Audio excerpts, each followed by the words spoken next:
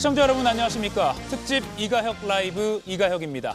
특검이 오늘 오후 전직 대통령 부인에 대해 구속영장을 청구했습니다. 다음 주 화요일인 12일 오전에 영장 심사가 열린다는 소식이 조금 전 들어와 있습니다. 영장이 발부된다면 전직 대통령 부부가 나란히 구속 수감되는 초유의 일이 벌어집니다. 구치소 버티기 중인 윤 전 대통령에 대해서 특검이 오늘 아침 체포영장 재집행에 나섰지만 1시간여 만에 중단됐습니다. 이번에도 강하게 저항했다고 합니다. 자세히 다뤄보겠습니다. 그럼 오늘 함께할 네 분의 해설위원 소개해드리고 백다혜 앵커의 브리핑으로 시작합니다.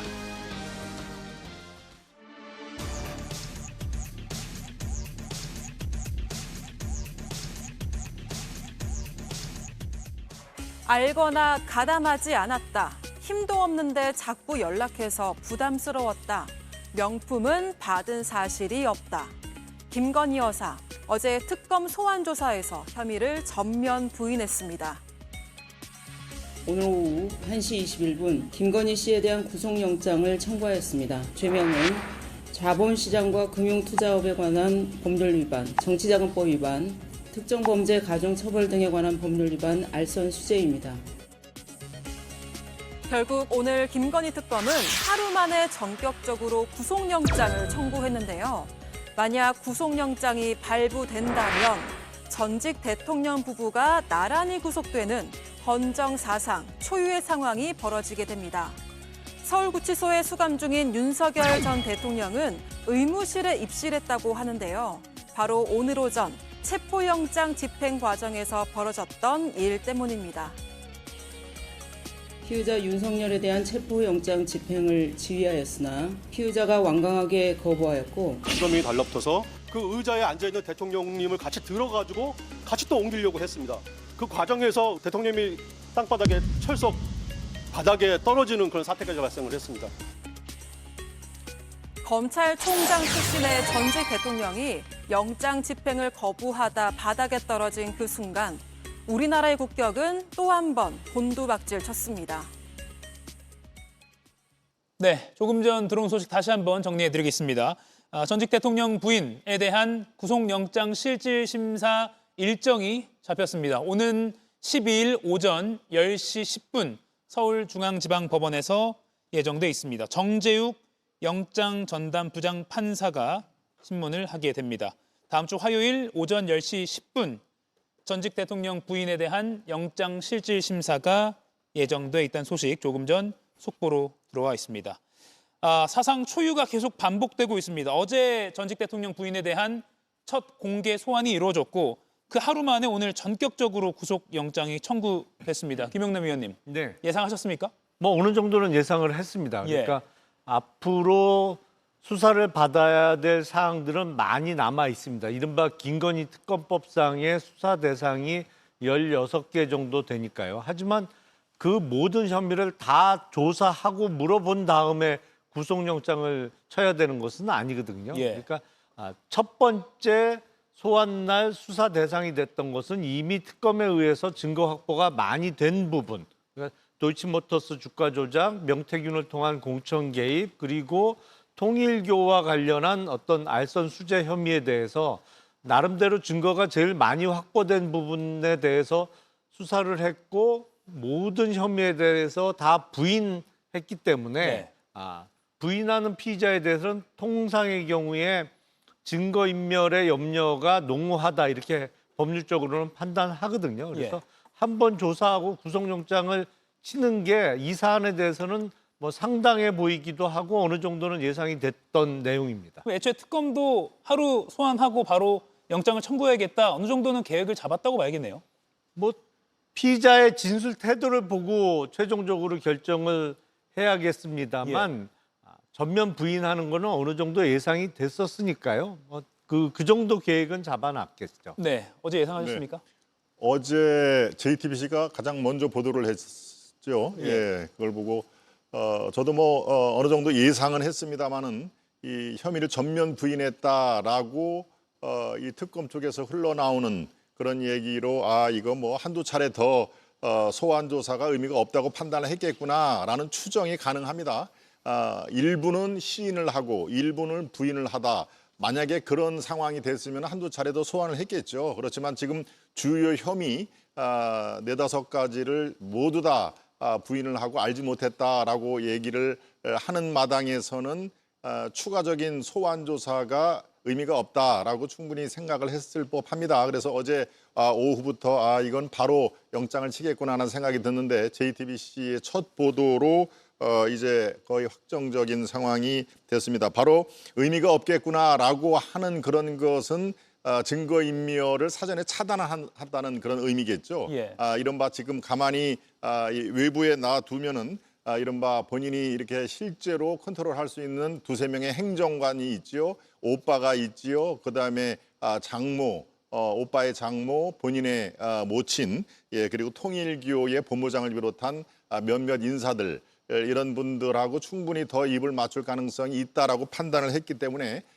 이런 한 차례 조사 이후에 바로 착수한 거 아닌가 싶은 생각이 드는데요. 예. 한 가지 더 짧게만 보완을 해드리자면은 글쎄요, 출장 조사 같은 것도 한번 시도해 봄직하지 않았나라고 하는 이 특검으로서는 뭔가 할 방법을 다 강구를 했다라고 한 이후에 이 영장 청구를 하는 것도 방법이겠다 싶었는데 아마 출장 조사가 제가 생각한 것보다도 더 사안이 아마 복잡하게 흐를 가능성이 있겠다라는 그런 설명이 나오더군요. 그래서 아쉬운 부분은 있습니다만은 특검의 이번 조치는 저는 불가피했다라고 판단이 듭니다. 예, 영장 청구의 필요성은 잠시 후에 또 짚어보도록 하고요.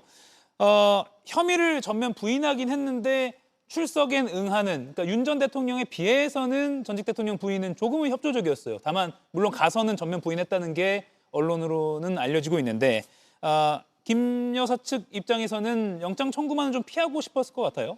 바로 그 지점인 거죠. 예. 그래서 순순히 조사에도 응했고 또 국민에게 아무것도 아닌 제가, 아무것도 아닌 사람이라는 표현 자체도 뭔가 책임의 규칙 사유가 나에게는 없다. 예. 공적 지위가 없기 때문에 우선 어차피 사형 아니면 무기징역인 남편에게 뭔가 떠넘기는 듯한 그런 인상을 저는 받았거든요. 그리고 진술 거부권도 행사하지 않고 기억나는 대로 말하겠다라고 얘기한 그 지점이 어떻게 해서든지 구속만은 피해 보겠다라는 꼼수의 일환이었다고 저는 생각합니다. 그런데 하루 만에 저는 긴급 체포라도 해서 구치소에 있다가 영장 청구하고 바로 실질심사 받아서 구속되는 게 마땅하다고 생각했지만 그렇게 하지 않고 이제 오늘 영장을 청구한 것은 이미 저는 구속영장은 다 써놨을 거라고 생각합니다. 예. 어제 그래서 어떻게 진술을 하는지 혐의에 대해서 시인하는 대목이 있는지 이런 여부를 살펴서 전면 혐의를 부인한 거 아닙니까? 그 부분하고 증거인멸의 우려가 있다는 것. 왜냐하면 진술이 지금 목걸이 하나만 가지고도 여러 차례 바뀌었기 때문에 그 부분들을 영장에 추가로 적시하면서 구속 사유가 충분하다라는 것을 보완하기 위한 그런 저는 소환 조사였다고 생각하기 때문에 예. 영장 청구는 너무나 당연한 일이었다고 생각합니다. 네, 정광재 의원님. 특검이 그동안 보여왔던 수사 행보를 봤을 때 당연히 예견된 결과였다고 봅니다. 특히 어제 우리가 예상했었던 것보다 훨씬 김건희 여사에 대한 소환 조사 기간이 짧았습니다. 수사 시간이요. 네. 5시 47분인가에 끝났잖아요. 예. 애초에는 심야 조사까지 예상이 됐기 때문에 김건희 여사 측으로서는 심야 조사에 응할 수 없다라는 얘기까지 했었는데 100쪽에 관한 질문을 물었는데 그럼에도 불구하고 6시도 안 돼서 끝났다는 것은 그 답을 하는 과정에서 그 답이 굉장히 짧았다. 그리고 언론 통해서 나오는 것처럼 모든 것을 부인하고 모르는 상황이라고 얘기를 했기 때문에 추가로 소환 조사를 한다고 하더라도 그게 어떤 실효적 이익이 없을 것이다라고 특검 측에서 판단했을 것이라고 보고요. 예. 나머지 16개, 이게 김건희 여사 특검이 16개 사안이잖아요.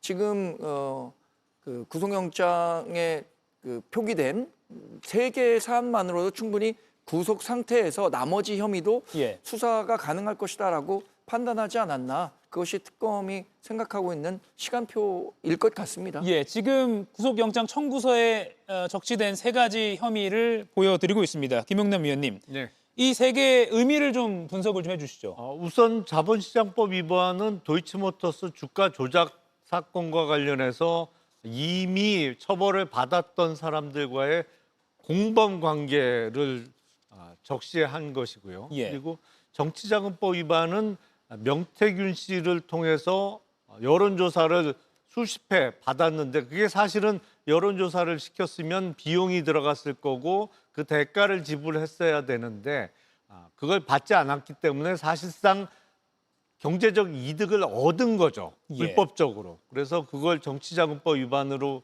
의율한 것으로 보이고요.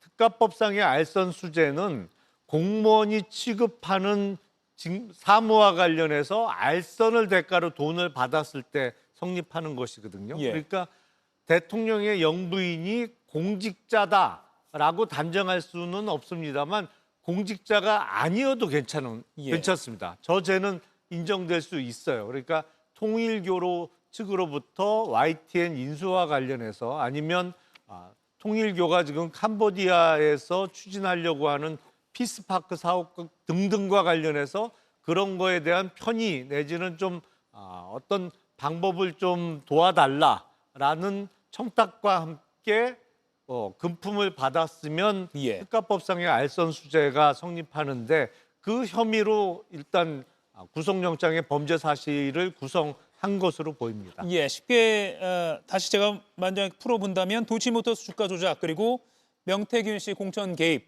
그리고 건진법사 통일교 사이의 그 청탁 그 세 가지 혐의로 먼저 영장 청구서를 꾸렸다 이렇게 볼 수가 있을 것 같습니다.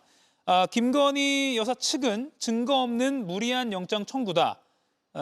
구속 전 피의자 신분 준비를 잘 하겠다라는 입장을 밝히고 있습니다. 김동훈 의원님, 그러면 일단 우리가 또 흔히 많이 접했던 나토 순방 목걸이 공직자윤리법 위반 혐의로 의율이 된 걸로 알고 있는데 이런 혐의는 일단은 영장 청구서에는 빠졌거든요. 그러면 일단 확실한 것으로 영장을 청구하고 추가적인 조사를 하겠다 뭐 이런 계산일까요? 그렇죠. 일단 김건희 여사의 진술이 서너 번 바뀌지 않았습니까? 예. 처음에는 지인에게 빌려서 갔다라고 얘기를 했고요. 이게 문제가 더 확산이 되자 아니다, 진품 아닙니다. 이게 모조품입니다라고 사건 자체에 이 경중을 확 낮출 의도를 갖고 있었는데 어제 얘기는 종로에 그 주얼리 그 타운이 있지 않습니까? 예. 보석 상가에서 200만 원대의 모조품을 사서 엄마에게 선물을 한 거를 잠깐 빌린 것이다라고 이렇게 지그재그로 서너 번에 걸쳐서 발언이 일치가 안 돼 있죠. 그러니까 특검 쪽에서도 이걸 갖고 영장의 팩트로 하기에는 상당히 부담이 될 것입니다. 그리고 지금 이제 모조품이라면 진품이 어디에 있을 텐데 예. 진품을 압수수색 과정에서 찾지를 지금 못한 거 아니겠습니까? 그러니까 굳이 저 세 가지는 거의 이 물증이라든가 이 증언, 증인 이런 거 확보가 되는 상황인데 최소한도 이 모조품 진위 여부에 대해서는 아직 그 팩트라고 할 만한 게 나와 있지 않으니까 굳이 영장에 명기를 할 필요성은 없다라는 얘기입니다. 그러니까 아마 압수수색을 통해서 진품을 찾거나 네. 아니면은 더 확실한 그 제3자의 증인이 확보되지 않는 한 지금 이제 이것은 구속된 이후에 만약에 구속이 된다면 예. 이후에 처리를 하는 것이 수순이겠다 이렇게 파악이 되고 있습니다. 우선 신병 확보에 주력했다 이렇게 봐야겠네요. 네, 저도 그렇게 생각하는데요. 지금 혐의가 뭐 어제 조사받은 5가지 혐의뿐만이 아니라 나머지 11개 이상의 혐의들이 남아 있잖아요. 특히 양평고속도로 관련 부분도 가장 주목되는 하나의 혐의이기도 한데 그런 점에서 저는 그 뭐 모조품이건 뭐 진품이건 간에 그 부분에 대해서 어느 정도 어떤 경로를 통해서 이 목걸이를 입수했다라는 것들을 특검에서 가지고 있다 이런 얘기도 있거든요. 그러니까 어떻게 진술을 하는지 보자라고 물었을 것이고 그 부분들에 대해서는 신병을 확보한 다음에 좀 더 정확하게 조사를 해도 늦지 않다라는 판단을 한 것 같아요. 그래서 일단은 영장에 적시된 이 혐의들을 가지고 구속에 성공을 해야 되잖아요. 바로 이제 그 지점을 저는 노린 것이라고 보기 때문에 적시되지 않았다고 해서 혐의가 사라지는 건 아니다라고 판단합니다. 예. 오는 12일 다음 주 화요일이면 전직 대통령 부인은 구속 기로에 섭니다. 만약 발부가 되면 전직 대통령 부부가 두 사람 모두 구속 수감되는 사상 초유의 일. 다시 말하면 비극적인 대한민국 역사라고도 할 수 있는, 또 국민들 입장에서는 참담한 그런 모습이 나타날 수도 있습니다. 이에 관련해서 특집으로 이가역 라이브 전해드리고 있습니다. 어제 오전에 전직 대통령 부인이 출석을 하면서 저같이 아무것도 아닌 사람이 심력 끼쳐 죄송하다 이렇게 말을 남겨서 오늘까지도 많이 회자가 되고 있는데요. 어젯밤 8시 55분 특검 사무실을 나설 때는 이런 모습이었습니다. 영상 보시죠. 죄송한데 건강이 매우 안 좋으셔서 그런데 마이크는 좀 자제 좀 부탁드릴게요. 지금 건강이 매우 안 좋으니까요. 자제 좀 준비하신 거 아니요, 아니요. 마지막으로 입장 한 말씀 아니요. 지금은 좀 죄송한데 건강이 매우 안 좋으세요. 그래서 자제 좀 부탁드리겠습니다. 어떤 점 소명하셨는지만 아니요, 간단하게 나중에 말씀드리겠습니다. 질문도 죄송합니다. 직접 하셨나요? 정강재 의원님, 예. 일단 출석할 때 아침에 비해서는 어제 저녁 모습은 건강을 더 변호인도 강조하고 있고 가방도 변호인이 대신 들었고요. 좀 어떻게 보셨습니까? 그래서 뭐 한 8시간 가까이 그 수사를 받다 보면 심신이 지치게 마련이겠죠. 뭐 당연히 그런 그 피곤이 쌓였을 것이라고 생각이 들고요. 또 하나는 수사 과정에서 본인에 대한 구속영장 청구 가능성 이런 것들을 확인했을 가능성도 있죠. 그러니까 심적으로 더 부담이 됐을 가능성이 있다고 봅니다. 예. 이번에 저는 영장 청구된 거의 대표 제명이 자본시장법과 관련한 건데 사실 자본시장법과 관련해서는 김건희 여사 외에 다른 사람들이 이미 재판을 받았잖아요. 예. 그분들도 다 불구속 상태에서 재판을 받았기 때문에 이 자본시장법 위반 관련해 갖고는 구속영장 발부 가능성은 전 그것만으로 낮다고 봅니다. 그런데 오히려 알선수재나 정치자금법 위반 이런 것들이 사안의 중대성이나 증거인멸의 우려 이런 것들이 크기 때문에 만약에 그 구속영장이 발부된다면 그런 사유로 될 것 같아요. 예. 그리고 나머지 사안들은 김희정 의원님 말씀하신 것처럼 일단 신병을 확보한 이후에 그쪽으로 수사를 확대하겠다는 생각이지 그게 뭐 여기에 그 기재가 되지 않았다는 이유로 김건희 여사에 대한 수사가 거기서 중단된 건 아니겠죠. 네. 그거는 조금 잘못 알고 계신 것 같은데요. 도이치모터스 주가 조작 사건과 관련해서 권오수 회장이나 이종호 씨가 처음부터 끝까지 다 불구속으로 수사와 재판을 받고 집행유예로 끝난 것은 아니고요. 구속이 됐었습니다. 근데 최종적으로는 집행유예형이 확정이 됐습니다만 구속으로 수사받고 재판받고 하다가 뭐 중간에 보석으로 나가거나 불구속으로 석방된 측면은 있습니다만 구속이 안 됐던 거는 절대 아니다. 그 말씀 조금 설명드리겠습니다. 예, 김영남 의원. 그러면 구속영장 청구 요건이 우리가 흔히 말해서 뭐 도망의 염려나 물론 발부의 요건이기도 하지만요. 뭐 사안의 중대성 또 증거인멸 우려 이 정도를 꼽잖아요. 네. 그럼 어제 특검은 어떤 것에 주력을 해서 청구를 해야겠다 판단을 내렸다고 분석하십니까? 일단은 두 가지겠죠. 예. 그중에 그 구속을 필요로 하는 사유 중에 사안의 중대성. 우리가 최순실 사태 때 국정농단이라는 단어가 사용됐습니다만 사실은 그 사안과 지금 김건희 피의자가 받고 있는 혐의 내용을 비교하면 최순실 사태는 조족지혈이에요. 예. 비교할 수가 없습니다. 그러니까 사안의 중대성이라는 측면에서는 그때보다 훨씬 심각한 국정농단 사안이고 그리고 증거인멸의 우려죠. 전면 부인하거든요. 사실은 도이치모터스 주가 조작만 해도 본인이 직접 이른바 주가 조작 사범들이 뭐 얼마에 8만 주 때려달라라는 메시지가 나오고 7초 만에 본인이 전화를 걸어서 매도 주문을 내는 육성 파일이 남아 있고요. 예. 뭐 여러 가지 증거가 있음에도 불구하고 전면 부인했거든요. 그러니까 증거인멸의 염려가 농후하다. 두 가지 면에서 구속영장 발부 가능성이 높다고 생각이 됩니다. 예, 사안의 중대성으로 따지면 최순실 사태는 비교할 수 없을 정도로 굉장히 중대한 사안이다. 이렇게 김용남 위원이 분석을 했습니다. 그리고 앞서 목걸이 관련해서 잠깐씩은 언급해 주셨는데 어제 전직 대통령 부인의 목걸이 관련 진술이 계속 바뀌었다라는 그러니까 기존 언론에 알려진 그 진술과 또 바뀐 다른 제3의 진술이 나왔다는 그런 보도가 많이 나왔습니다. 저희가 그래픽으로 준비했는데요. 잠깐 보시죠. 네, 애초에 윤 전 대통령 재임 당시에는 2022년 8월에는 이거 목걸이 지인에게 빌린 것이다라고 했고요. 그리고 지난 5월에는 이 목걸이 모조품이다라고 검찰 조사에서는 그렇게 진술했습니다. 그리고 어제는 모친에게 선물로 준 걸 순방 때 잠시 빌려 찬 거다. 그리고 모조품을 구매해서 모친에게 선물했었던 것이다. 이런 식으로 또 다른 주장을 했습니다. 김유정 의원님, 이렇게 네. 해명이 달라지는 태도도 구속영장 청구에 좀 더 영향을 미쳤을까요? 저는 확실하게 영향을 미쳤을 거라고 생각합니다. 예. 바로 이런 지점들이 증거인멸의 우려를 확실하게 느꼈다라고 생각하고요. 특히 진실이 하나인데 이렇게 계속해서 말이 바뀌는 거는 거짓말에 거짓말을 반복하고 있다는 증거죠. 거짓말도 정도껏 해야 되지 않겠습니까? 저 목걸이 디자인이 2015년에 출시된 디자인이라는데 2010년에 저 디자인의 목걸이를 샀다고요? 말이 안 되는 얘기잖아요. 그리고 오빠에게 사줬다가 오빠네 집이 인테리어 하니까 잠깐 사돈 그 장모 댁에 맡겨놨다라는 얘기가 있었는데 중간에. 그런데 이제는 와서 어머니에게 사드린 거라고 또 하지 않습니까? 그러니까 그 어머니에게 사드렸던 그 목걸이가 왜 사돈댁에 또 가 있는 거죠? 예. 설명이 안 되잖아요. 그런데 2010년에 뭐 홍콩에서 사온 거다라는 얘기도 있고, 근데 김동원 대변인께서는 또 종로의 귀금속 상가 말씀하셨는데 어떤 게 진실인지는 모르겠습니다만 만약에 2010년에 홍콩에서 사온 거라면 출입국 기록 저는 따져봐야 한다고 생각합니다. 그 말이 사실인지 아닌지. 예. 거기서 2010년에 200만 원 주고 샀다면 저는 뭐 거의 진품에 지금 15년이 흘렀잖아요.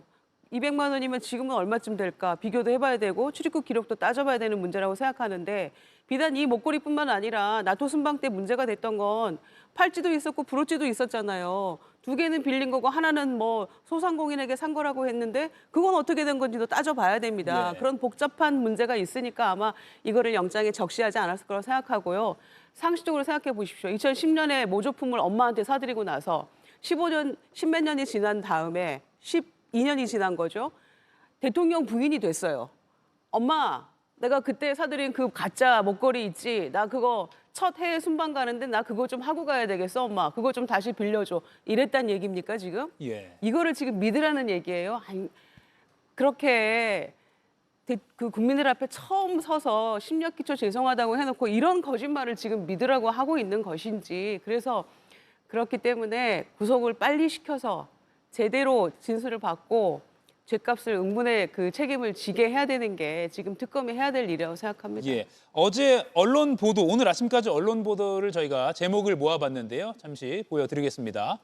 보면 각종 혐의에 대해서 제가 하나하나 읽어드리지 않아도 모두 부인을 하는, 전면 부인이라고 저희가 정리를 할 수 있을 것 같습니다. 전면 부인하는 태도를 보였습니다. 김동훈 의원님. 네. 네, 어떻게 보셨습니까? 그렇습니다. 저는 글쎄요, 뭐 이 중차대한 그 특검과 이 소송 이런 그 기소를 앞둔 이런 거에 뭐 전략이라는 말을 쓰기가 좀 참 민망합니다만은 이 모든 것을 다 혐의를 부인을 해버리면 그것을 특검이라든가 이전에 수사를 했던 경찰 또는 이전에 했던 검사들 모두 다 이제 무능한 그런 이 검사가 되는데요. 저는 제가 만약에 변호인이라면 그중에서 그래도 조금 제목이 약한 한두 개 정도는 인정을 하는 게 더 좋았겠다는 생각이 듭니다. 이런 것은 맞다. 그런 적이 있었다. 그리고 내 기억이 가물가물해서 처음에 그렇게 얘기한 것이다. 라고 얘기를 인정을 하면은 어떤 결과가 나올까요? 다른 것들에 대한 신빙성이 더 와닿는 것입니다. 이것을 인정을 하면은 이런 것도 그럼 김건희 여사 쪽 주장이 맞을 수도 있구나. 그런데 처음부터 끝까지 모든 것을 다 부인을 해버리면은 뭔가 숨기고 아직까지도 이렇게 수사에 협조를 안 하는구나라는 그런 그 상황이 돼버리거든요. 예. 그러니까 저는 김건희 여사의 이 특검이 시작될 때 사실은 뭐 충분히 예견이 된 겁니다만은 이런 상황이 벌어지지 않을 결정적인 장면이 하나가 있습니다. 바로 4년 전 윤석열 그 후보 시절에 그 당시에 학력을 그 당시에 좀 부풀렸다라는 그런 걸로 국민의힘 3층 회의실에서 기자회견을 했거든요. 그때 뭐라고 얘기했습니까? 모든 게 다 저희 불찰이겠다. 만일에 이 윤 검사가 대통령이 되면 나는 아내로서의 지위에 충실하겠다라는 얘기를 했거든요. 예. 많은 이 이른바 대국민 약속을 한 그런 장면이 저희가 떠오르는데요. 그대로 했으면 바로 저 지금 자료 화면에 나오는 저 장면입니다. 그대로 했으면은 바로 오늘 같은 이런 그 특검, 김건희 특검이 있지 않았을 기로가 있었는데 그것을 너무 간과하지 않았나 싶어서 매우 사실은 좀 후회스러운 점이 저부터 있었고요. 많은 국민들이 지금 현재 윤 전 대통령과 김건희 여사의 동정을 하는 분도 당연히 계시겠지만 그 넘어서는 좀 너무 심하다. 그리고 왜 수사를 정당하게 받지 않느냐라는 분들이 점점 더 많아지고 있다는 것도 예. 엄연한 현실이다. 이런 것을 다시 한번 말씀을 드립니다. 예, 저희 방송 직전에 영장 심사 일정이 법원으로부터 공지가 됐습니다. 오는 12일 다음 주 화요일 오전 10시 10분에 서울중앙지방법원 정재욱 영장 전담 부장 판사 심리로 열립니다. 아마 또 이때도 법원 앞으로 포토라인이 설치돼서 들어오는 장면을 많은 취재진들이 또 저희도 특보를 통해서 알려드릴 수 있을 것 같은데 김용남 의원님 오늘 좀 법조인 출신이시기 때문에 저희가 많이 여쭐 수밖에 없는데 보통 이제 자신의 죄를 인정하거나 또는 실익이 없다고 판단한 피해자 같은 경우는 영장 심사를 포기하기도 하잖아요. 그냥 법원에 일임하기도 하잖아요. 그렇죠. 포기할 가능성도 있다고 보십니까? 그러지 않을 것 같은데요. 예. 지금 봐서 사실은 윤석열, 김건희 두 부부 중에 누가 봐도 그 김건희의 구속만은 막으려고 했던 게 그 가장 중요한 목적으로 보이기 때문에 예. 영장실질심사 출석을 포기하고 법원에게 그냥 알아서 발부 여부를 결정해 주십시오. 그러니까 변명할 기회를 안 갖는 거. 따라서 발부 가능성이 매우 높아지거든요. 예. 지금까지 보여준 태도로 봐서는 그러지는 않을 것 같습니다. 예. 영장 재판에 참석해서 여전히 본인은 관여하지 않았다, 몰랐다, 뭐 이런 취지를 반복할 가능성이 높아 보입니다. 예. 그러면 물론 전망 예단의 영역이라 조심스럽지만 앞서 말씀드린 그 영장 청구의 그 요건에 비춰보면 네. 영장 발부 가능성은 어느 정도로 보십니까? 우선 뭐 도주의 우려는 없다고 하더라도 예. 뭐 그것도 100% 장담할 수는 없습니다만 사안의 중대성과 증거인멸의 염려라는 측면에서는 법원에서 영장이 발부될 가능성이 매우 높다. 뭐 표현을 하자면 99.99%는 되지 않을까 싶습니다. 99.99%. 정강재 의원님. 뭐 객관적으로 발부 가능성이 높다고 봐야겠죠. 그동안 특검이 신청했었던 구속영장이 잇따라 발부가 됐습니다. 특히 이상민 전 행안부 장관과 관련해서는 재판을 통해서 다툴 여지가 분명히 있었다고 지적하는 분들도 많았음에도 불구하고 구속영장이 발부가 됐습니다. 그리고 이종호 블랙펄 인베스트먼트 대표는 알선수재 혐의로 구속영장이 발부가 됐죠. 지금 알선수재 물론 사안은 다릅니다만 김건희 여사도 알선수재 혐의가 적시가 됐어요. 아까 말씀드린 그 자본시장법 위반과 관련해서는 이미 재판이 진행됐는데 그분들이 뭐 집행유예 정도의 그것도 정범이 주범이 그랬기 때문에 그것만으로는 저는 뭐 구속 사유가 불충분하다고 판단했지만 예.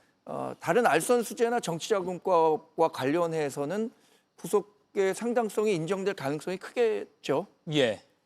여야 패널 모두 구속 영장 발부 가능성은 매우 높게 예상을 하셨습니다. 자, 그러면 오늘 홍준표 전 대구시장이 윤 전 대통령 부부 모두 감옥 간다. 국민 보기 참담한 상황, 안타까운 상황이라는 취지로 글을 올렸습니다. 저희가 보여드리겠습니다. 대선 지면 윤 대통령 부부 모두 감옥 간다 경고했는데 안타깝다. 이렇게 어제 글을 올렸습니다. 짧게 좀 논평을 부탁드릴게요. 이제 저희가 윤석열 전 대통령 오늘 구치소 버티기로 이제 이슈를 넘어갈 건데 이 네 분 지금 이 상황 전직 대통령 부부가 모두 수감될 가능성이 그 어느 때보다 높은 그 상황. 외신에서는 벌써부터 한국 이 정세에 대해서 좀 보기 민망한 수준으로 제목을 달기도 하더라고요. 뭐 속옷 차림으로 버티기 오늘도 했다 등등으로요. 김용남 의원부터 한번 짧게 논평을 부탁드릴게요. 우선 뭐 부부 동시 구속이 드물기는 합니다만 사안에 비춰서 동시 구속을 안 하기는 어려운 사안이기 때문에 일단 정의 실현이라는 측면에서 구속의 가능성이 매우 높은 것이고 홍준표 전 시장이 그 소셜 미디어에 올린 문구는 표현을 상당히 까다롭게 고른 것 같아요. 그러니까 보면 대선 지면 윤통 부부 모두 감옥 간다고 경고했는데 안타깝다 이렇게 썼잖아요. 대선을 진 거는 사실은 홍준표 전 시장이 진 건 아니죠. 최종 후보가 못 됐잖아요. 네. 그러니까 오히려 부부 모두 구속되는 상황이 대선 패배 때문이고 그 대선 패배는 본인의 패배가 아니고 김문수 전 후보의 패배였던 것이죠. 그러니까 정치적으로 부부 모두 구속되는 데 있어서 원인 제공을 본인과 당내 경선에서 경쟁했던 사람에게 떠넘기는 듯한 의중을 담은 것 같아요. 뭐 끝까지 정치적입니다. 나를 꼽지 않았기 때문이다. 네. 그 결과는. 그렇군요. 뭐 홍준표 전 시장이 어떤 식으로 정치적 그 논법으로 글을 올렸다 할지라도 뭐 그거 구구절절 해설할 필요는 없다고 생각하고요. 저는 두 부부가 동시에 구속이 된다면 국가적으로는 불행한 일이지만 만약에 구속이 안 된다고 하면 한 사람이 맞아 김건희 씨가 그러면은 국민에게는 그건 더 참담한 일이라고 생각합니다. 그런 점에서 저는 빨리 이 내란 상황을 아직도 지속되고 있는 것만 같은 이 상황을 정리하기 위해서는 김건희 씨가 빨리 구속되는 게 맞고요. 그리고 신속한 재판을 통해서 죗값을 치르는 것이 그토록 윤석열 씨가 외쳤던 공정과 상식, 법 앞의 평등이 그 기치를 위해서 마지막으로 두 부부가 할 수 있는 나라를 위해서 할 수 있는 일이라고 생각하기 때문에 빨리 구속되는 게 저는 마땅하다고 생각합니다. 지금 이 상황 자체는 국가적으로 불행하지만 두 사람 모두 구속이 안 되는 그 자체가 더 국민들에겐 참담할 것이다. 네. 먼저 홍준표 전 대표가 바로 이 상황에서 저렇게 무슨 논평을 하듯이 하는 거 글쎄요 참 뭐 적절하지 않다고 보고요. 정말 안타깝다라고 끝을 맺었는데 정말로 순수하게 안타까운 마음뿐만이 아니라 다른 마음도 있는 거 아닌가 싶은 생각이 날 정도로 글쎄요 이 모든 것을 이렇게 논평을 하는 거 참 안타깝습니다. 그리고 이 많은 분들이 그렇게 얘기를 했죠. 바로 지난 대선에는 정권 교체냐 정권 재창출이냐 뿐만이 아니라 어느 세력이 이겼으면 다음 반대편의 진영에서는 교도소를 갈 수밖에 없다. 만약에 국민의힘 후보가 이겼으면은 이재명 지금 현재 대통령직을 수행하는 이재명 대통령과 그 부인도 유죄 판결을 만들 그런 지금 법적인 사안이 있는 거 아니겠습니까? 그리고 민주당 후보가 이기면은 바로 부부가 구속이 될 것이다라는 얘기는 시중에서 어떤 자그마한 근거를 갖고 많이들 화제가 돼 있는데요. 만약에 동시에 부부 구속이 되면은 글쎄요 제 기억에 이철희 장영자 대규모 어음 사기 사건으로 몇 번을 대한민국을 이 크게 흔들어 놨던 이철희 장영자 사건의 부부 동시 구속 이후에 처음 아닌가 싶은 생각이 들 정도로 매우 이례적인 것만은 상황인데 아무튼 어떤 식으로 결론이 나든 대한민국을 위해서는 참 불행한 일이 곧 현실로 닥치지 않을까라는 안타까운 마음뿐입니다. 예. 윤석열 정부 시절에 집권 여당 대변인을 했기 때문에 대단히 송구한 마음입니다. 윤석열 전 대통령이 성공했으면 하는 바람으로 저도 정치를 시작했었는데 뭐 나름의 목소리를 낸다고는 했지만 그게 반영되지 못했다는 점에서 대단히 안타깝고요. 또 하나는 이 본인 집권 시절에 본인 가족과 관련한 문제에 대해서 보다 좀 추상처럼 대했다면 어땠을까 하는 후회가 더 크게 드는 대목입니다. 김영삼 전 대통령 왜 김현철 아들 김현철 씨를 감옥에 보낼 수밖에 없었는지 또 김대중 대통령도 이른바 홍삼 트리오라고 아들 3명이 다 구속되는 상황이 연출됐었는데 본인의 집권 시기에 했었던 결단들입니다. 그런데 윤석열 전 대통령은 그러지 못했기 때문에 결국 불명예스럽게 탄핵까지 이르게 됐고 결국 부부 2명 모두 구속되는 위기에 몰린 게 아닌가라는 측면에서 당시 상황을 왜 그대로 제대로 판단하지 못했을까 하는 아쉬움이 더 짙게 드는 대목입니다. 예. 자, 그러면 윤 전 대통령 이야기로 좀 넘어가겠습니다. 김건희 특검은 오늘 오전에 서울 구치소에 있는 이른바 버티기를 하고 있는 윤 전 대통령에 대한 체포영장을 재집행하려고 진입해서 시도했습니다. 하지만 1시간여 만에 불발됐습니다. 여기에 대해서 그 과정에 대해서 윤 전 대통령 측이 크게 반발했고요. 오늘 오후에 기자회견을 자처했는데 여기서 어제 있었던 부인에 대한 그 조사 관련해서 남편인 윤 전 대통령이 뭐라고 언급한 게 있느냐라고 기자들이 질문했습니다. 그런데 변호인들이 말하기는 그런 건 없었다라고 설명했습니다. 앞서 전직 대통령 부인에 대한 특검의 소환 통보가 있었을 때는 윤 전 대통령이 곧바로 이거 정치 탄압이다, 나 하나로 족하다 이런 입장을 냈었는데 어제 부인의 소환 조사에 대해서는 오늘은 아무런 코멘트가 없었던 겁니다. 김명남 위원님, 좀 네. 태도가 달라졌다고 봐야 됩니까? 글쎄요, 뭐 본인 코가 석자니까 그랬을 수도 있는데 예. 매번 소환 내지는 부인에 대한 조사에 대해서 어떤 대답을 내놓는 것도 바람직스러워 보이지는 않고요. 그리고 글쎄 영장 청구에 대해서 물어봤다고 하면 어떤 대답이 나왔을 것 같아요. 예. 근데 저 인터뷰를 할 때는 영장 청구 사실이 아직 알려지기 전이기 때문에 네. 뭐 특별한 언급 없었다고 넘어간 것이 아닌가 싶어요. 이제 윤석열 측 변호인을 통해서 김건희 구속영장 청구에 대한 어떤 반응이 나올 수 있겠죠. 내일이라도요. 예. 정광재 의원님. 지금 뭐 체념의 단계 수준으로 가지 않았을까 싶어요. 그리고 감정적으로 아주 격앙된 상태일 거라고 봅니다. 본인에 대한 체포영장 집행도 그렇고 어제 있었던 그 김건희 여사에 대한 소환 조사도 지금 수감돼 있기는 하지만 지상파를 비롯해서 뉴스를 볼 수 있는 상황이기 때문에 예.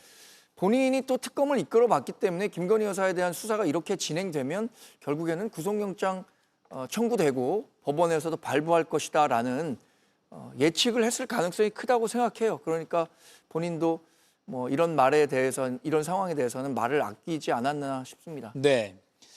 윤 전 대통령 측이 오늘 아침에 특검의 영장 재집행 과정에 대해서 불만을 상당히 높게 드러냈습니다. 그 과정을 자세하게 설명하기도 했는데요. 마치 그 현장에서 본 듯한 내용을 그대로 기자들에게 설명하기도 했습니다. 이야기 들어보시죠. 어떻게 구속된 피의자를 체포영장을 발부받아서 팔다리를 잡고 다리를 들어서 끌어내려고 하는 이 시도 자체가 우리나라 역사상 처음입니다. 관련자들에선 반드시 응분의 책임을 물을 것입니다. 10여 명이 달라붙어서 앉아있는 대통령을 양쪽에서 팔을 끼고 다리를 붙잡고 그대로 들어서 차량으로 탑승시키려고 했습니다. 그 과정에서 완강하게 거부를 하시니까 다시 한번 앉아있는 의자 통째, 의자 자체를, 의자를 들고 그 의자에 앉아있는 대통령님을 같이 들어가지고 같이 또 옮기려고 했습니다.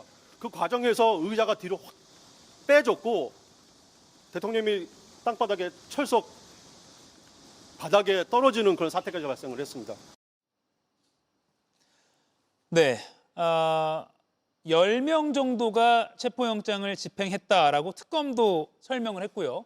그리고 윤 전 대통령 측도 그 정도 인원이 체포영장의 집행에 동원됐다라고 여기까지는 이야기가 동일한데 한쪽은 윤 전 대통령 측은 무리한 집행이었다.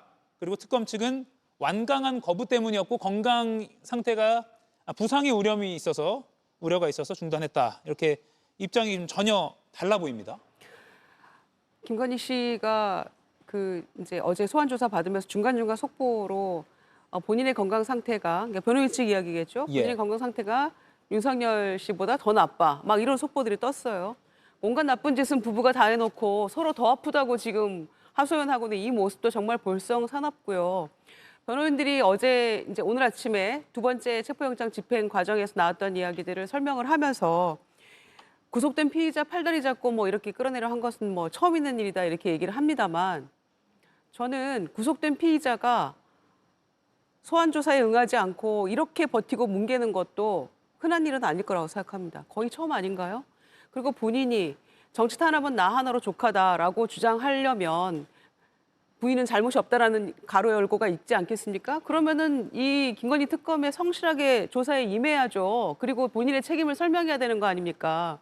그런데 하나도 앞뒤가 맞지 않아요. 그리고 얼마나 아프다고 얘기를 했습니까? 건강이 안 좋아서 계단만 올라가도 숨이 차고 뭐 눈도 안 보인다고 그러고 온갖 얘기 다 했는데 젊은 교도관들 10명이 덤벼들어서 끌어내려고 했는데 강력히 버텨가지고 그걸 실패했다고요? 아픈 사람 맞습니까? 좀 너무 부끄럽고요. 지난번에 이어서 정말 더한 추태가 아닌가 생각합니다. 그런 예. 점에서 특검이 다시 한번 영장을 청구해서 체포를 시도할지는 잘 모르겠습니다만 이 모든 행위들이 이런 모습들이 국민들이 정말 참담한 심정을 갖게 하는 바로 그 지점이라고 생각합니다. 예, 오늘로 영장 기한은 이제 끝났거든요. 체포영장이요. 네, 어떻게 보셨습니까? 예, 이 참 의자를 들었다가 놓치면서 땅에 떨어졌다 하는 얘기 참 지난번에 속옷 차림으로 설명하면 그 장면이 이렇게 우리가 연상되지 않습니까?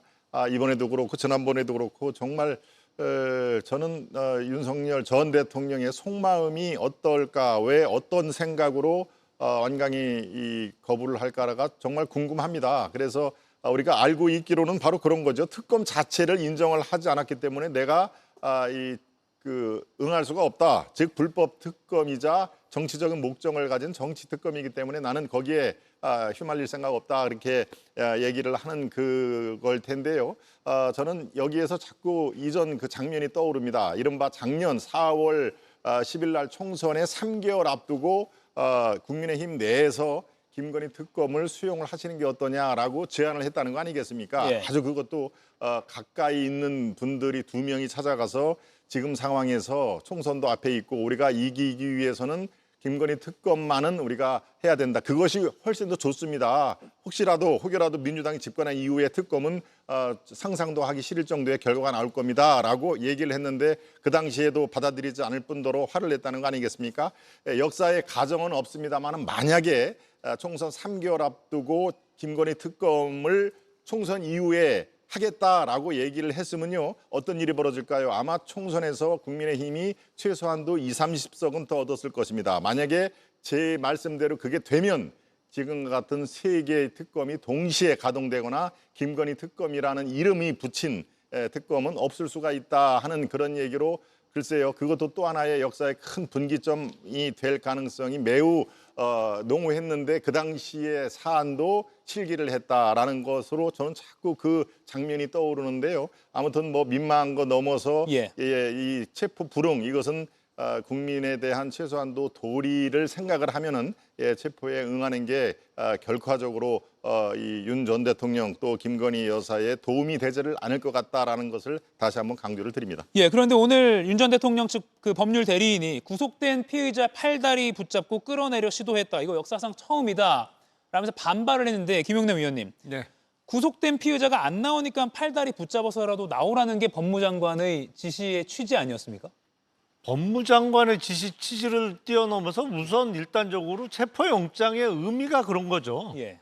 영장을 법원에서 발부해 주는 거는 합법적으로 공식적으로 물리력, 강제력을 사용해도 된다라는 의미에서 영장을 발부하는 거지 피의자가 싫다고 하면 그냥 중도에 그만두거나 피의자에게 어떠한 그 손도 대지 말라는 의미에서 발부되는 영장은 기본적으로 그런 영장은 없는 것이거든요. 그건 영장이 아닌 것이죠. 그러니까 윤석열 변호인들의 주장은 억지고요. 사실은 다른 구속되어 있는 수감자가 저런 행동을 했으면요. 예. 진작에 팔을 뒤로 꺾어서 수갑 채워서 끌고 나왔고요.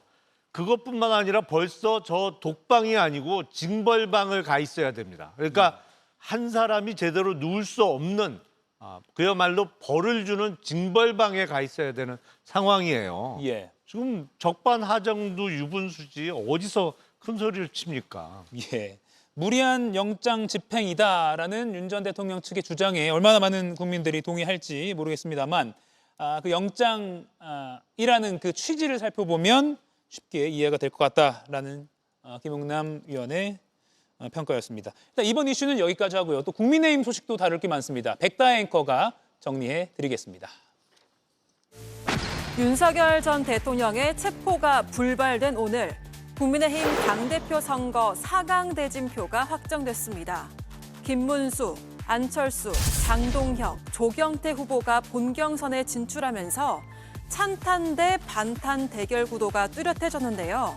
이런 가운데 귀를 의심하게 만드는 반탄 후보의 발언이 나와서 논란이 되고 있습니다. 입당하시면 당연히 받죠. 계엄을 해서 누가 죽었거나 다쳤거나 그 6시간 만에 계엄이 해제되고 없지 않습니까? 대선 후보였던 사람이 유튜버의 머리를 조아린다. 제 입당을 입에 담다니 제정신이냐. 찬탄파 후보들 사이에서는 강한 비판이 나왔는데요. 전직 대통령 후보의 동시 구속이라는 초유의 갈림길 위에서도 이렇게 갈팡질팡하는 모습 때문일까요? 오늘 국민의힘은 당 지지율 16%라는 역대 최저 성적표를 받았습니다.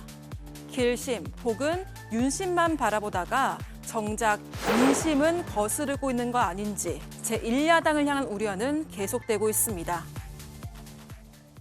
네, 오늘 국민의힘 당대표 선거 예비 경선에서 주진우 의원이 탈락하면서 기존에 5명 중에 이제 4명만 남았습니다. 그런데 공교롭게도 찬탄 후보 대 반탄 후보 딱 2대2 구도가 됐습니다. 어떻게 보십니까? 그렇습니다. 저 탄핵이 제가 속한 국민의힘에 어느 정도 무지막대한 그런 영향 끼치는지가 바로 저기에서 드러나는 거 아니겠습니까? 예.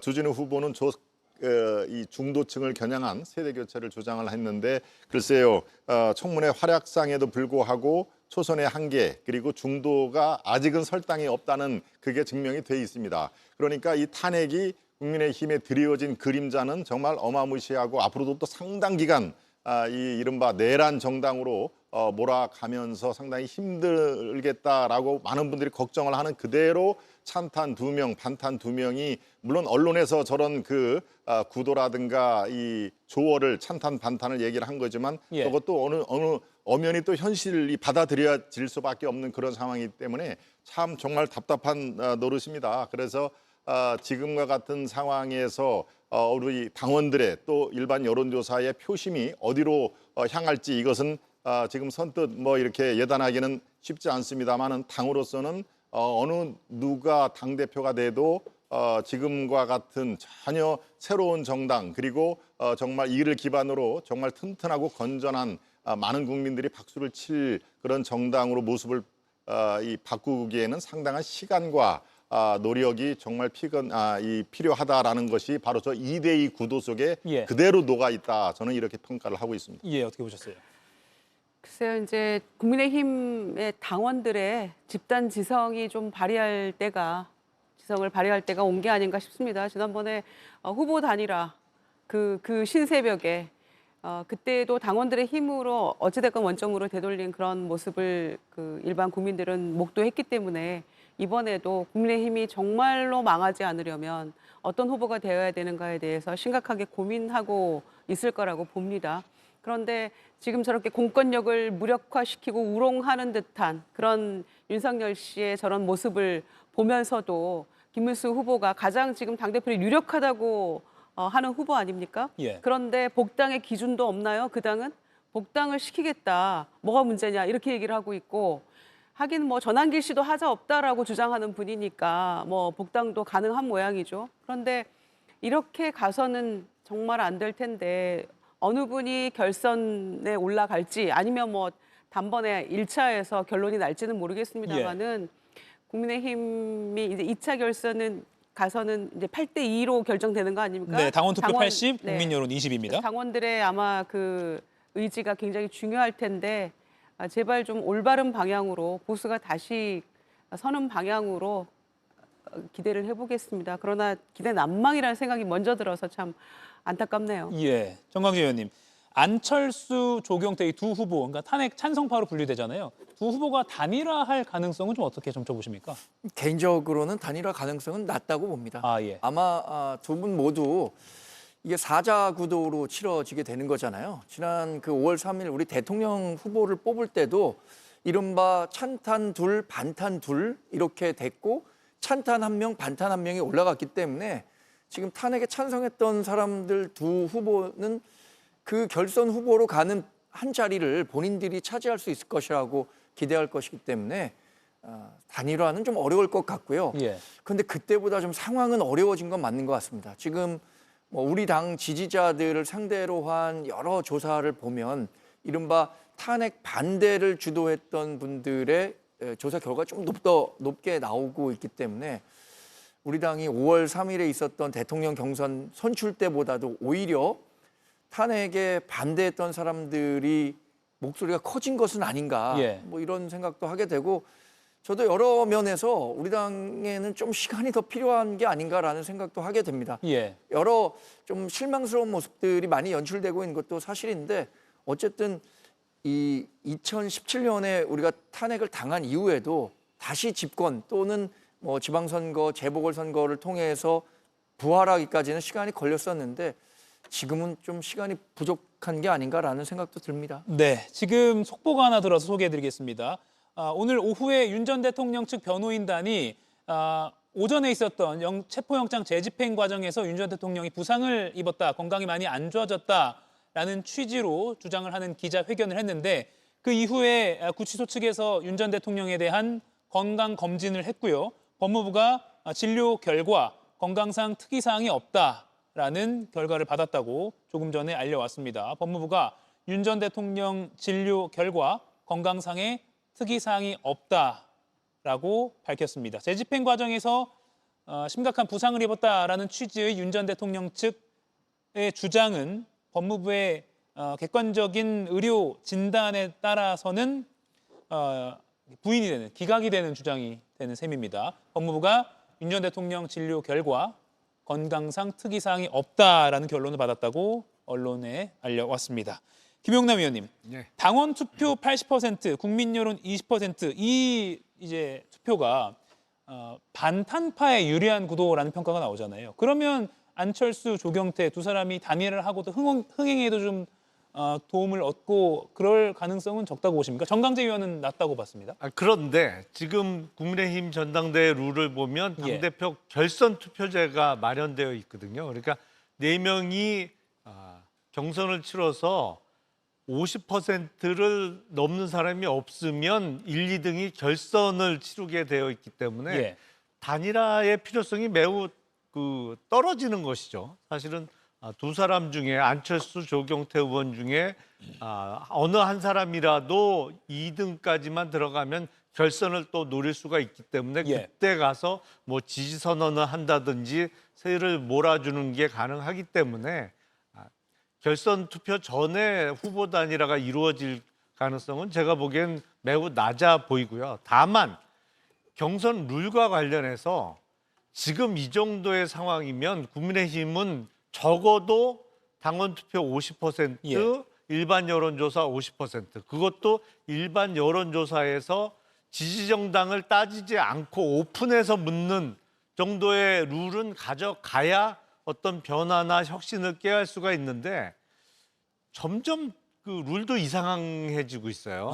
이러다 보니까 제가 보기엔 뭐 결과는 어느 정도 예상이 되고 국민의힘의 회복 가능성 이건 조금 더 떨어지는 것이 아닌가. 앞으로도 계속 당분간은 힘들어지지 않을까라고 생각이 됩니다. 하실 말씀 많으시겠지만 이걸로 넘어가겠습니다. 오늘도 전한길이라는 키워드가 국민의힘 관련 뉴스에서 빠지지 않았습니다. 김문수 국민의힘 당대표 후보가 오늘 오전에 전한길 씨와 함께하는 유튜브 방송에 출연해서 이런 발언을 해서 논란이 되고 있습니다. 들어보시죠. 온갖 인권 침해를 당하고 계십니다. 옷을 벗었느니 뭐 누웠느니 이거는 심각한 인권 침해다. 입당하시면 당연히 받죠. 제가 알았으면 반대했고요. 그러나 그분이 계엄을 해서 누가 죽었거나 다쳤거나 그 6시간 만에 계엄이 해제되고 없지 않습니까? 김혜정 의원님 어떻게 보셨어요? 네, 일단은 시야에서 사라진 윤희숙 혁신위원장이 주장했던 국민 경선 100%였다면 판도는 좀 달라질 수 있었겠습니다만은 그거는 아예 없어졌고요. 그다음에 김용태 비대위원장 시절에 유일한 성과였던 윤석열 전 대통령의 탈당. 지금 이거를 다시 원상복귀시키겠다는 것이 바로 가장 유력한 당권 주자인 김문수 후보의 이야기 아닙니까? 저 방송에 나가지 말았어야죠. 저기 나가서 지금 무슨 얘기를 하겠다고 저렇게 하고 있습니까? 그런데 뿐만 아니라 계엄에 대해서도 지금 반대한다면서도 뭐 누구도 다치지 않았다. 무슨 일이 일어나지 않은 거 아니냐 이렇게 얘기를 하고 있는데 이거는 지금 윤석열 씨랑 얘기랑 똑같은 거 아닙니까? 2시간짜리 계엄이었고 경고형이었고 아무 일도 없지 않았냐. 심지어는 그 추종자들은 계몽령 이런 얘기까지 하고 있기 때문에 이거 지금 같은 맥락에서 나오는 거거든요. 근데 국민들이 국회로 달려가지 않았다면 또 국회에서 계엄 해제 의결이 이루어지지 않았다면 지금 우리가 어떻게 됐겠습니까? JTBC를 비롯한 방송사들 단전 단수 어떻게 됐겠어요? 우리가 이 방송 할 수 있었겠습니까? 분명히 뭔가 문제가 일어났고 정치인들은 다 잡혀갔을 거예요. 국민의힘으로 또 국회에서 의원들이 담을 넘어서 가서 해제한 거 아닙니까? 그런 마당인데 지금 아무도 안 다쳤고 아무도 안 죽었다? 이게 지금 보수 그 제1야당의 당권 주자가 할 얘기입니까? 예. 그래서 국민의힘의 희망이 안 보인다는 겁니다. 네. 정말 말도 안 되는 이야기고요. 어떻게 심판을 해야 될지 모르겠습니다. 네. 그런데 김동연 의원님, 네. 김문수 후보가 대선 후보 시절에는 계엄에 대해서 사과를 했거든요. 그런데 또 그렇습니다. 이제 그렇게 오래 지나지 않았는데 또 태도가 바뀌었습니다. 태도가 뭐 완전히 180도로 바뀌었다라고 생각을 하시는 것보다는요, 이 대선 과정에서 이 비상계엄이 잘못됐다라는 그런 의미에서 여러 차례 사과를 한 거 맞습니다. 지금 상황에서 계엄에서 누가 죽었거나 다치지 않았지 않느냐라는 것은 그 당시의 상황을 글쎄 번복했다기보다는 이런 식으로 받아들이는 게 어떨까요? 이게 일반적인 계엄, 이른바 수백 명, 수천 명이 살상을 당한 일반적인 계엄하고는 조금 다르다. 그런 의미에서 제가 지난주에도 잠깐 말씀을 드렸는데 내란이라는 그런 프레임, 여기에는 우리가 쉽게 빠지면 안 된다. 내란은 끝까지 재판이 완성이 된 다음에 우리가 내란을 수용을 하는 거지, 그렇지 않으면 뭐 재판이 왜 필요 있느냐라는 취지에서 일반적인 계엄과는 좀 다르다라는 것을 강조를 한 거라고 저는 보고요. 예. 마찬가지로 또 제2당 얘기도 마찬가지입니다. 제2당이 되겠습니까? 그렇지만 모든 것을 품어야 된다. 지금 나라까지 떨어진 국민의힘, 지금 16%까지 떨어지는 여론조사가 나왔는데요. 이 상태에서 여기에서조차 갈라치거나 이런 거 하면은 정당이 설 곳이 없다. 그러니까 지금 현재는 모든 물을 큰 바다가 수용을 하듯이 그런 의미에서 제2당까지도 원론적인 얘기를 하는 거다라고 저는 생각을 합니다. 예. 이게 사실상 현실적으로 제2당은 가능하지 않겠죠. 2% 이제 예. 후반부에 인터뷰도 있기 때문에 되도록 제가 말을 아끼려고 했습니다만 예. 한 말씀 좀 드려야 될 것 같습니다. 그러니까 일반적인 비상계엄, 우리 헌법에 비상계엄이 규정되어 있습니다. 거기는 전시 사변 또는 이에 준하는 국가 비상사태의 비상계엄을 선포할 수 있는 것이죠. 이게 일반적인 비상계엄이고 합법적인 비상계엄이 되는 겁니다. 근데 작년 12월 3일의 비상계엄은 불법적이죠. 그 상황이 뭐 전쟁이 일어나거나 다른 국가 비상사태가 없었거든요. 그렇기 때문에 지금 내란 수계로 기소가 된 것인데 내란 수계의 법정형은 3가지입니다. 그러니까 예. 사형, 무기징역, 무기금고 중에 하나를 선택하도록 되어 있는데 김문수 후보의 발언대로 그 비상계엄 과정에서 누가 죽거나 다쳤으면 결론은 거의 하나로 정해지는 겁니다. 그러니까 사형이에요. 그런데 죽은 사람이 없기 때문에 최종적으로 무기징역의 가능성도 열려 있는 것뿐이지 죽은 사람이 없다고 해서 내란 수계가 아니라거나 아니면 유죄가 아니라는 거는 받아들일 수 없는 정말 망언에 가깝거든요. 예. 한 말씀 드려야 되겠습니다. 예. 끝으로 정강재 의원님께 여쭐 건데요. NBS 여론조사 한번 시청자 여러분께도 보여드리겠습니다. 민주당이 44%, 국민의힘이 16% 지지율을 받았습니다. 국민의힘은 최저 지지율이라고 기록이 되고 있습니다. 그런 상황에서 김문수 후보가 윤 전 대통령 재입당 받겠다 이런 발언도 나왔거든요. 이 16%인 상황 어떻게 보십니까? 뭐 현직 대변인으로서 특정 후보에게 불리하게 작용할 수 있는 발언을 드리는 것은 뭐 부적절합니다만 개인적으로는 윤석열 전 대통령에 대한 재입당과 관련해서 긍정적으로 검토할 필요 있다라고 얘기하시는 것은 저는 책임 있는 정치인 리더로서 할 말은 아니라고 생각합니다. 우리 당원 당규에도 분명히 당원으로서의 자격을 규정하고 있는 조항이 있습니다. 그런 측면에서 지금 내란 혐의를 받고 있고 물론 그 재판 결과가 확정되지는 않았습니다만 탄핵 재판 결과 위헌 위법한 그 계엄을 했기 때문에 파면에 이르렀기 때문에 우리 당에 그 재입당한 일은 없을 겁니다. 또 하나 NBS 여론조사 말씀하셨는데 여러 여론조사 결과에서 우리 당 굉장히 고전하고 있습니다.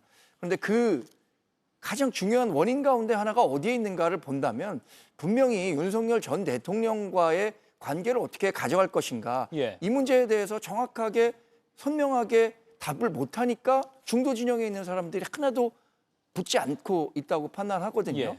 결국 우리 편만 똘똘 뭉쳐도 뭐 나머지 그 선거에서 다수당이 될 수 있다거나 대선에서 정권을 찾아올 수 있다거나 이게 얼마나 요원한 과제인지를 지금의 여론조사 결과가 말해주고 있다고 생각합니다. 네, 이렇게 국민의힘 상황까지 함께 짚어봤습니다. 네 분과는 또 다음 시간에 뵙겠습니다. 고맙습니다.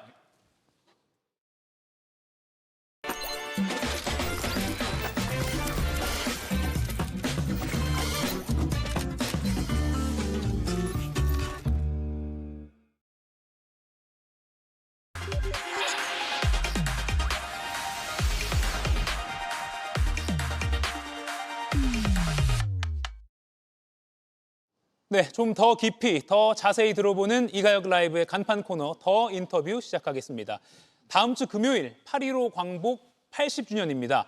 이재명 대통령의 국민 임명식이 진행되는 날이기도 합니다. 그런데 그보다 하루 앞서서 국회에서도요, 광복 80주년 전야제가 열립니다. 이 행사를 기획하고 준비 중인 탁현민 국회의장 행사기획자문관과 이야기 나눠보겠습니다. 어서 오십시오. 네, 안녕하세요. 사실 행사 이야기를 풍성하게 여쭈면 좋겠지만 또 정치 현안 관련해서도 좀 여쭙겠습니다. 행사 이야기만 하시죠. 알겠습니다. 일단 지난 6월에 국회의장 행사기획자문관 위촉되셨습니다. 이거는 제가 무보수라고 들었거든요. 네, 맞습니다. 명예직입니다. 어떤 네. 역할을 하시는 겁니까? 글쎄 국회가 생각보다 여러 가지 행사들을 하는 경우가 많아요. 예. 근데 이제 그동안은 어떤 이 행사 기획을 전문으로 하는 자문위원이라든지 또 전문으로 하는 전담 기관이 없었고 그래서 지금 현 국회의장이신 우원식 의장의 그런 고민 끝에 예. 기관을 만드는 건 좀 어렵겠지만 자문을 좀 하는 것을 부탁을 하셔서 저도 뭐 흔쾌히 국회와 관련한 행사들이라면 예. 뭐 제가 할 수 있는 역할을 하겠다고 말씀드려서 행사기획자문관으로 위촉된 겁니다. 예. 오는 14일, 그러니까 광복 80주년 하루 전날에 전야제, 그러니까 말 그대로 저녁에 하는 일종의 행사가 있는데 맞습니다. 이거는 어떤 행사인가요? 보통 이제 광복절 전야제가 그동안 없었던 것은 아닌데 예. 대개 뭐 문체부라든지 혹은 보훈부라든지 한 부처가 주관해서 했었던 행사들이었어요. 근데 이번에는 보훈부, 국회 그리고 광복회까지 이 입법부, 입법부, 행정부 그리고 민간단체까지 다 뜻을 모아서 예. 80주년이잖아요, 또 올해가. 그래서 그 전야제를 좀 성대하게 치러보자 해서 국회 잔디마당에서 예. 8월 14일 저녁 8시 15분에 시간을. 예, 예. 8시 15분에 광복을 축하하고 기념하는 예. 그런 행사를 좀 가지게 됐습니다. 그러면 가고 싶으면 그냥 그때 가면 되는 겁니까? 오늘 저녁, 마침 공교롭게도 예. 오늘 저녁 8시 15분에 예. 무료 티켓이 오픈이 돼요. 그러니까 이것도 사전에 예약을 받아야 좀 안정적으로 공연을 진행할 수가 있잖아요. 예. 그래서 미리 무료로 예약을 네이버 사전 예약에서 오픈이 되고 예. 그 사전 예약을 신청하시고 티켓을 받으시면 그러면 무료로 입장하실 수 있습니다. 예. 제가 포스터를 본 것 같은데 가수 싸이 씨도 나오는 게 맞나요? 맞습니다. 예, 여러분 한 12분 정도의 가수분이 나오시는데 예. 그중에 싸이 씨도 있습니다. 그러면 선착순 경쟁이 치열할 것 같습니다.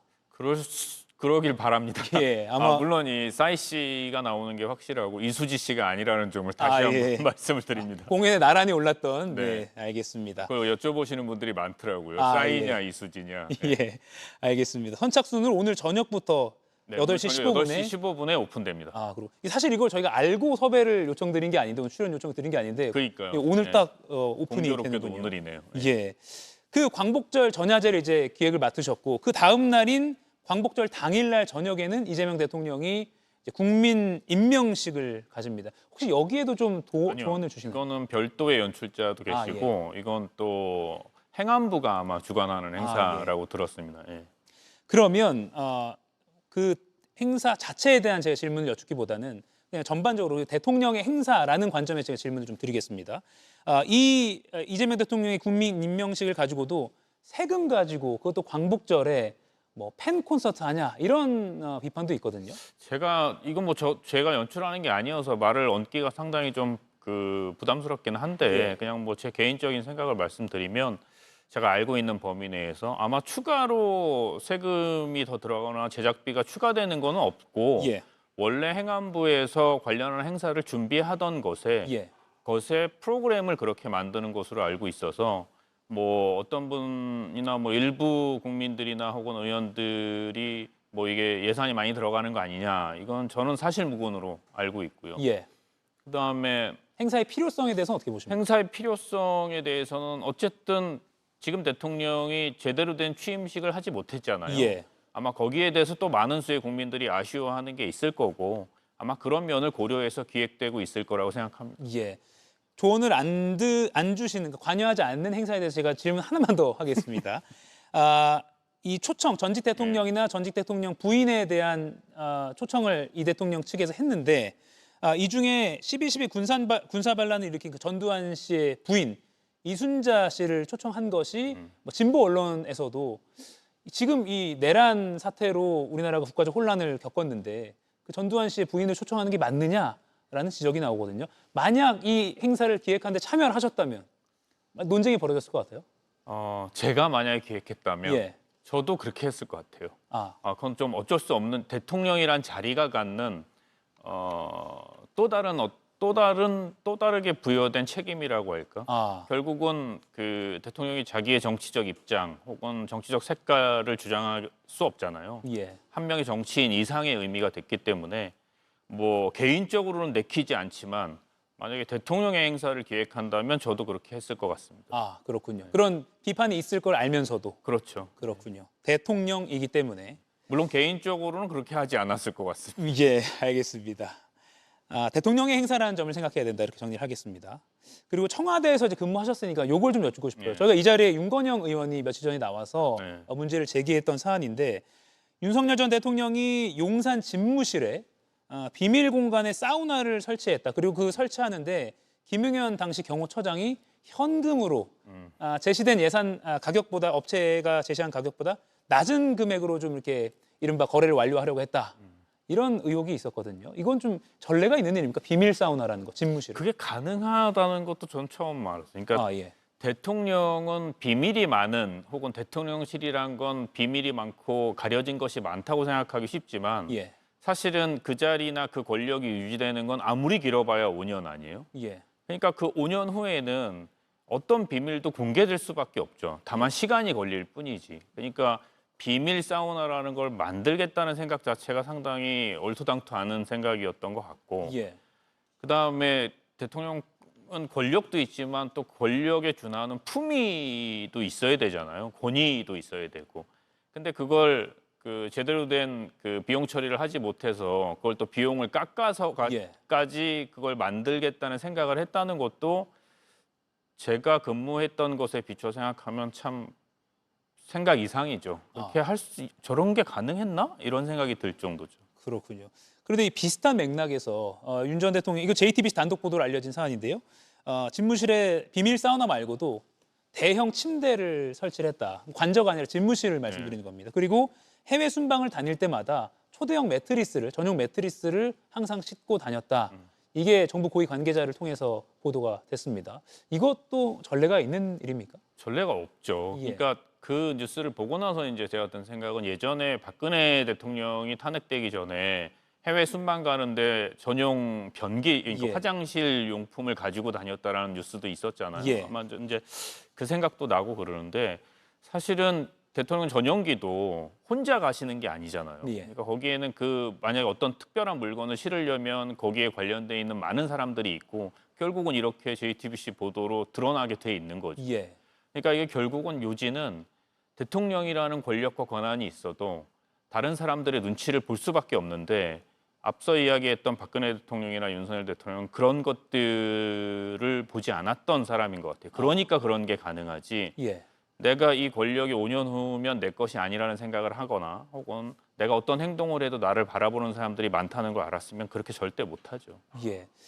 이게 어떻게 가능했느냐가 참 궁금한데요. 그러니까 아까 비슷한 답이 좀 나오긴 했지만 이런 걸 하려고 했다. 비밀 사우나를 설치하려고 했다. 또는 뭐 초대형 매트리스를 항상 싣고 다녔다. 그럼 이러시면 문제가 될 것 같습니다라는 고언을 하는 참모가 없는 분위기였을까요?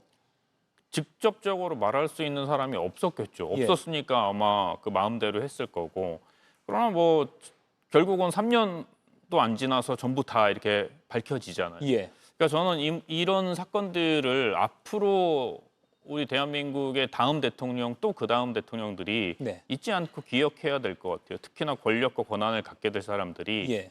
내가 갖고 있는 권력과 권한이 영원하지 않다는 것, 이 너무나 자명한 사실을 잊는 순간 거기에 변기도 가져가고 그 매트리스도 가져가고 예. 비밀 사우나도 만들고 이런 짓들을 하게 되는 것 같아요. 예. 그럼 반대로 얘기하자면 지난 정권에서는 뭔가 권력이 무한할 것이라는 착각 속에 뭔가 국정 운영이 이루어졌다 이렇게 봐도 되겠네요. 그게 모든 사건과 지금 요즘 나오고 있는 문제들의 근본적인 원인이라고 생각합니다. 예, 알겠습니다. 올 하반기에 아직 시점은 정확하지 않습니다만 이재명 대통령이 용산 집무실을 떠나서 청와대로 집무실을 옮길 예정입니다. 아직 정확한 시점은 밝혀지지 않았습니다. 이 이전을 할 때도 뭔가 기념하는 행사를 좀 해야 되는 거 아니냐라는 게 국민들의 목소리도 있더라고요. 그래도 반대로 또 세금 낭비하는 거 아니냐 또 이렇게 주장이 나오기도 하고요. 이건 좀 어떻게 보십니까? 저는 이제 개인적으로 다른 방송에서 이번 내일 이제 15일 날 있을 행사를 예. 청와대 이전하는 날 하시는 게 어떨까라는 의견을 피력한 적이 있거든요. 예. 그러니까 이제 이전은 뭐 이렇게 되면 상당히 소박한 행사 내지는 또는 행사 없이 바로 일하는 모습을 보여주는 예. 그렇게 이제 아마 흘러가게 되겠죠. 아마 이전을 하면서 또 행사를 하면 물론 그게 필요성은 있지만 불필요한 공격들이나 혹은 비난을 받을 여지도 있고 그래서 이번에 아마 15일 행사로 대통령의 취임식을 하지 못한 대통령의 아쉬움은 가름하고 예. 아마 이번 청와대에 옮기는 건 별도의 행사라기보다는 바로 일하는 모습을 보여주는 게 훨씬 더 국민들로부터 설득력 있는 장면이 아닐까 그런 생각도 드네요. 이번에 광복절에 국민 임명식이 있으니까 예. 그때는 좀 소박하게 하는 게 나을 수 있겠다. 이런 조언을 해주셨습니다. 그리고 대통령실의 공식 발표 전입니다만 오는 25일에 한미 정상회담이 있을 것으로 알려졌습니다. 문재인 정부 의전 비서관 하실 때 이런 해외 순방은 제가 알기로는 굉장히 피곤하다고 들었습니다. 의전 비서관 입장에서는요. 그래서 이제 피곤하다는 게 뭐 여러 가지 의미로 이제 여쭤보신 것 같은데 예. 준비할 게 많죠. 예. 의전 비서관 입장에서는 기본적으로 외교부와 이제 안보실이 큰 아젠다를 설정하고 뭐 의제 같은 것들을 정리해낸다면 의전 비서관은 이제 대통령이 실제로 이동하고 또 거기 가서 해야 하는 여러 다른 부대 행사들이 있어요. 그러니까 가서 예를 들어 이번처럼 이재명 대통령이 트럼프 대통령을 만나는 것뿐만 아니라 예. 가서 교민들도 만나셔야 되고 또 경우에 따라서는 미국의 기업인들을 만나야 할 때도 있고 여러 가지 다른 부대 행사들을 한 번에 다 치르고 오셔야 되잖아요. 예. 그러니까 각각의 행사들 때로는 그게 주목받지 못하는 행사도 있지만 어쨌든 간 김에 해결하고 또 해소하고 와야 할 문제들까지 다 일정을 짜야 되니까 예. 녹록한 일이 아니죠. 예. 트럼프 대통령을 문재인 대통령도 만나서 정상회담을 한 적이 있으니까 예. 사실 돌발하면 트럼프 대통령의 이미지인데 어떻게 좀 이 대통령 또는 그 참모진이 이런 건 좀 조심해야 된다. 아니면 미리 좀 준비를 하면 좋겠다. 어떤 게 있을까요? 그건 진짜로 트럼프 대통령의 성향상 예. 예정하지 않았던 모습, 뭐 흔히들 많이들 예를 들면 뭐 악수를 갑자기 뭐 세게 한다거나 예. 뭐 여러 가지 상황이 있을 수 있잖아요. 네. 그래서 정상 외교는 정상이 하는 외교라는 거예요. 정상이 어떻게 대응하느냐, 그리고 대응했을 때 그것을 그 담긴 저희와 의도를 나중에 잘 해석해주는 그런 거죠. 현장에서 벌어지는 정상끼리 벌어지는 일에는 사실은 스태프들이 개입하기가 어렵죠. 예. 갑자기 뛰어드는 것도 모양새가 이상하고, 그러니까 그건 정상이 오롯이 정상이 해결해야 할 문제고, 예. 그 부담을 안고 가시는 게 되겠죠. 그걸 언론과 국민에게 어떻게 설명하느냐가 중요하다는 말씀이시죠. 그때의 의도, 예. 그다음에 대통령의 심중, 그리고 그것이 해석되는 어떤 방향 이런 것들을 잘 설정해서 국민들이 알아듣기 쉽게 그리고 언론이 이해하기 쉽게 예. 정리하고 표현해 주는 게 아마 그 더 중요한 일일 것 같다라는 생각이 듭니다. 언론이 이해하기 쉽게 설명해야 된다라는 말씀을 하시니까 제가 불현듯 지난 정부에서 그 바이든 날리면 생각나는데 그러니까 그런 게 이제 대표적으로 실패했던 사례죠. 그렇죠. 마지막 지금 한 이제 1분 정도 남았는데요. 이번 정상회담이 이제 한미 관세 협상 타결 직후기 때문에 더 관심이 쏠립니다. 이런 장면만은 연출이 좀 되면 좋겠다. 어떤 게 있으실까요? 그래서 트럼프 대통령이 최근에 뉴스를 보면 예. 해외 정상들하고 정말 듣도 보도 못한 장면을 많이 연출하시잖아요. 막 예. 화를 내기도 하고 때로는 뭐 그 사람의 그 인종을 가지고 얘기하기도 하고 예. 그동안 정상회담에서 금기시되었던 모든 행동들을 다 한단 말이에요. 저는 제발 그 양국이 합의한 내용대로만 하면 예. 사실은 정상회담 합의한 내용만 하면 되게 아름다운 결말을 볼 수 있는데 예. 거기서 뉴스거리나 화제거리가 나오지 않고, 그러니까 돌발적인 뉴스나 돌발적인 화제가 나오지 않고 예. 양국이 그동안 그 천천히 준비해왔던 나름 그 서로 간의 균형을 맞추면서 준비해왔던 것을 정말 품위 있게 발표하는 그 예. 모습만 보여도 좋을 것 같습니다. 예를 들면 뭐 로즈가든에서 그렇죠. 아 예. 양국 정상이 그동안의 관례처럼 기자회견장에 딱 서서 서로에게 칭찬과 또 합의된 내용을 발표하는 모습만 보여도 그 안정감이 필요한 거잖아요. 예. 근데 이번에 그런 안정감이 보여질 수 있으면 가장 그 국민들 마음에 흡족하지 않을까. 어떤 뭐 대단하게 놀라운 장면이 필요하다기보다는 예. 국민으로서는 그런 바람이 있네요. 예. 사실 근데 우리 정부가 아무리 노력해도 그쪽에서 프로토콜을 깨는 경우가 이제 트럼프 정부에서 많았기 때문에 고민이 많으실 거라고 생각합니다. 그렇네요.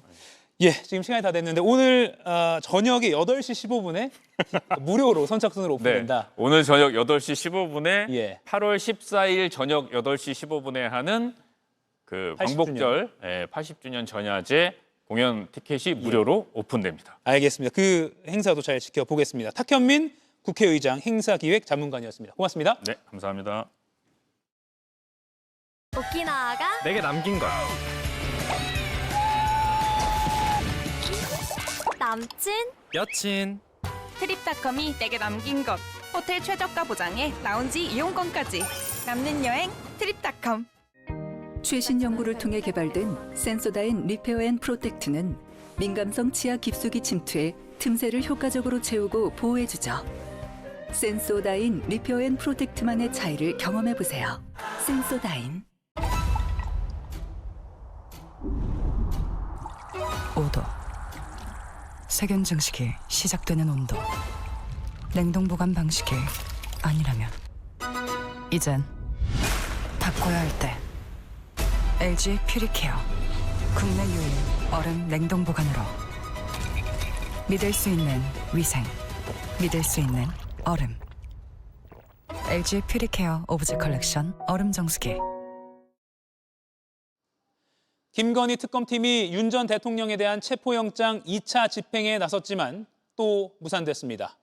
완강히 거부했다는 게 특검의 설명. 기자회견을 따로 연 윤 전 대통령 변호인들은 팔다리 붙잡고 끌어내려고 시도한 것 자체가 역사상 처음이라며 반발했습니다. 역사상 처음. 국민들이 지금 하고 싶은 말 아닐까? 법적 절차도 갖추지 않고 불법계엄을 선포한 것도, 탄핵되고도 부정선거 영화를 보러 버젓이 극장을 찾은 것도, 재구속된 후 속옷 차림으로 구치소에서 버틴 것도 역사상 처음 있는 일입니다. 전직 대통령 부부가 동시에 구속될 가능성이 큰 지금 이 상황도 헌정사상 초유의 일입니다. 역사상 처음이라며 남 비판하기 전에 역사상 처음 있는 일 좀 그만 만들라는 국민들의 비판을 잘 새기길 바랍니다. 오늘 한 컷이었습니다. 시간을 채우는 특별한 힘. 고운진의 독자적 핵심 성분으로 느슨해진 피부 조직을 탄탄하게. 이노크림. 타임리스 뷰티. 고운진. 브라운. 갈수록 덜 밀리고 쓰라린 면도. 이제 뉴 시리즈 9 울트라신. 첫날의 첫 순간부터. 첫날이 닿는 순간부터 부드럽게. 저녁까지 깔끔하게. 깔끔한데? 브라운. 센시아 효과 봤죠? 아침엔 다리가 가볍고 오후엔 붓지도 않고 밤에도 안 아프니까 좋다. 정맥 혈관을 탄력 있게 센시아. 붓고 아픈 다리가 편해지네요. 센시아 먹길 잘했다. 진짜 가볍네. 홈키파 홈매트.